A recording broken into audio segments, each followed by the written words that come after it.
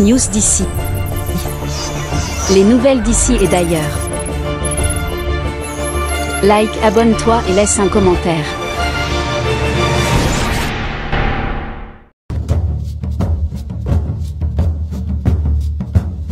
Le projet hydroélectrique Ngoulemanjim est source d'inquiétude dans le chronogramme et les modalités de son exécution auprès des populations du Congo-Mondal.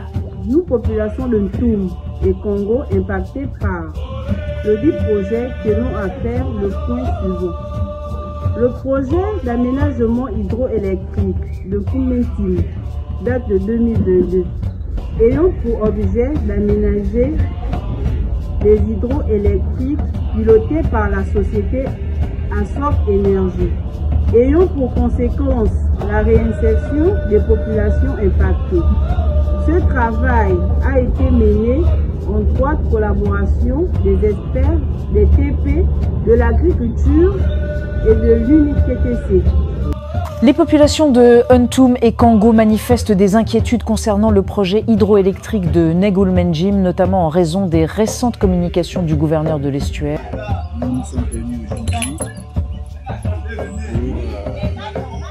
pour discuter des attentes de tout et chacun vis-à-vis du gouvernement.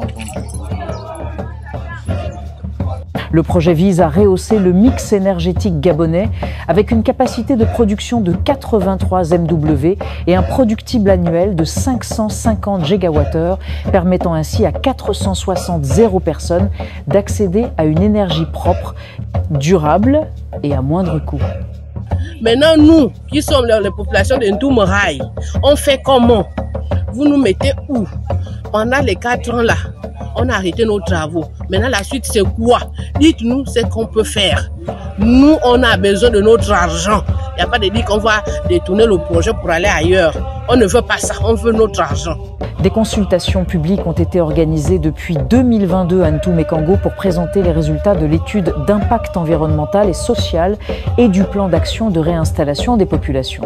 On nous a demandé d'arrêter les travaux. Jusqu'alors, il n'y a pas de suite. Ça fait déjà 4 ans. Maintenant, Monsieur Brice Oligui Nguema, Monsieur le Président, je viens vous demander comment faire, parce qu'on a écouté que le projet a été détourné pour aller maintenant en DEM. Des mesures d'atténuation ont été prévues dans le plan de gestion environnementale et sociale pour réduire les risques et impacts identifiés, notamment en matière de réinstallation des populations affectées.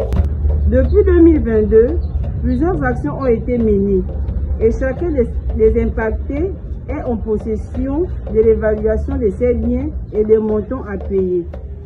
La première date a été fixée en fin 2022 pour l'indemnisation. À 2 semaines de cette indemnisation, Madame le gouverneur a convoqué une réunion à la salle polyvalente. De cette assemblée générale, il en ressort que la date du paiement a été repoussée à la date du 2 février 2023.